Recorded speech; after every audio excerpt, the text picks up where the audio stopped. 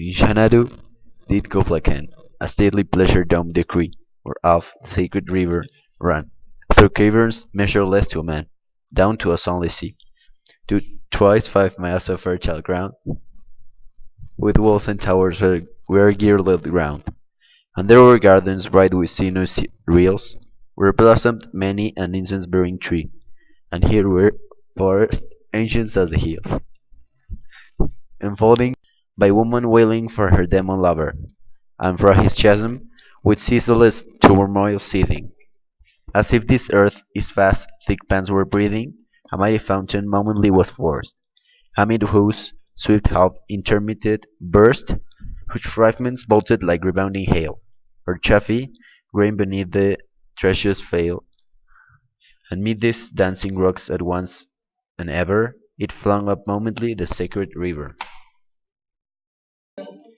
It flung up momently the sacred river, 5 miles meandering with amazing motion. Through wood and dale the sacred river ran, then reached the caverns measureless to man, and sank in tumult to a lifeless ocean. And mid this tumult Kumbla heard from far ancestral voices prophesying war.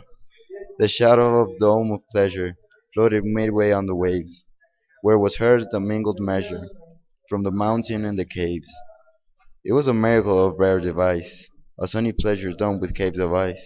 A damsel with a dulcimer, in a vision once I saw. It was an Abyssinian maid, and her dulcimer she played, singing of Mount Abora.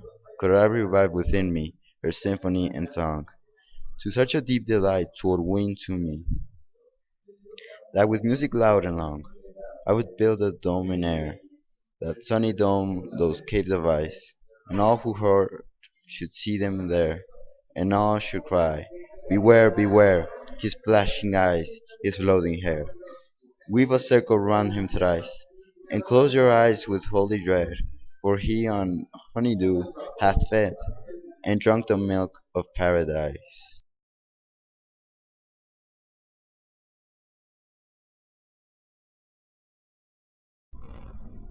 According to History Channel, Kubla Khan is known and revered for his civilian and administrative, not his military achievements. Grandson of Gay Khan, Kubla sought to govern rather than to exploit and devastate the vast domains bequeathed to him by 2 generations of Mongol conquest. He made the transition from a nomadic conqueror from the steppes of to effective ruler of a sedentary society. Ironically, however, his reign witnessed the Mongols' most remarkable military success, the subjugation of the southern Sung dynasty of China, and simultaneously their greatest military fiascos, the failed naval expeditions against Japan and Java. This poem describes Xanadu, the palace of Kubla Khan, a Mongol emperor and the grandson of Genghis Khan. The poem's speaker starts by describing the setting of Emperor's palace, which he calls a pleasure dome.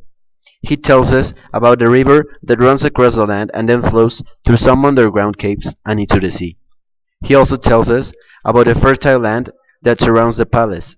The nearby area is covered in streams, sweet-smelling trees, and beautiful forests.